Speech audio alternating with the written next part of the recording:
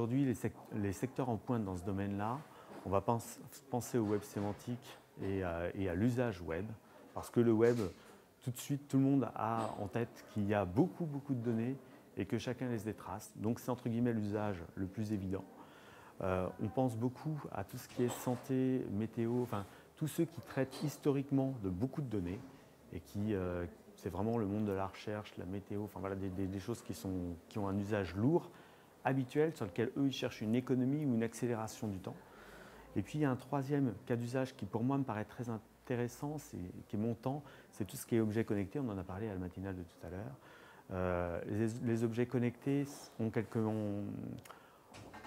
chose d'assez puissant, c'est que finalement on ne sait pas vraiment encore comment on va s'en servir. Tout le monde a l'idée qu'on va avoir notre frigo qui va savoir ce qu'on a acheté et qu'il va nous proposer des recettes. Ça, c'est l'usage le plus béotien et le plus évident, mais en réalité, on a beaucoup de cas pratiques d'usage à découvrir.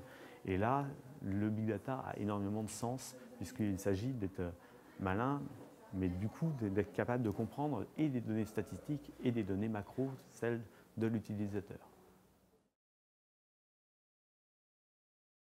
On a de nombreuses opportunités business, notamment des opportunités qui sont liées à différents métiers, que ce soit le métier du e-commerce, où là on souhaite améliorer les taux de conversion, c'est-à-dire améliorer l'effet finalement achat versus nombre de visiteurs, qui sont très faibles sur les sites internet, alors qu'ils sont beaucoup plus forts en magasin. On a 33% des gens qui achètent en France par exemple, et là on a seulement 0,9 à 1,9% sur les sites web.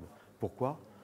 La raison est souvent la même, c'est qu'on ne les accueille pas, on ne s'intéresse pas tellement à eux, et le marketing justement doit permettre de s'intéresser plus aux gens et d'apporter une solution adaptée. Donc c'est ça notre principale opportunité. Par contre, on a d'autres opportunités par extension qui sont le fait d'aller trouver des business models, c'est-à-dire des moyens de vendre pour des sociétés qui sont en démarrage quelque part de leur activité sur le web ou qui ont du mal à y trouver une valeur forte. Alors, on trouve une solution qui permet d'agréger, de faire tout un cycle. Ce cycle il permet de capturer des données sur les sites web de la marque, d'aller les renforcer éventuellement par des données venant du monde ouvert, l'open data et même les données d'entreprise, fédérer tout ça et puis ensuite de pouvoir déclencher des stratégies que les marketeurs ont choisies.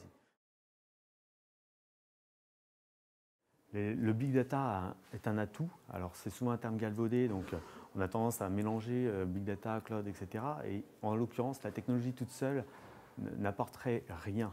Mais la technologie avec des traitements intelligents et une capture de données maligne nous permettent d'aller vraiment très loin et notamment d'être capable de gérer des effets de masse, ce qu'on appelle le scale-up. Eh bien nous, c'est un petit peu ça que l'on obtient grâce au big data et d'autres technologies, c'est le fait de pouvoir démultiplier, de passer d'un effort qui est fait pour 10 à un effort fait pour 100, ou pour 1000 ou pour 1 million, sans trop de complexité.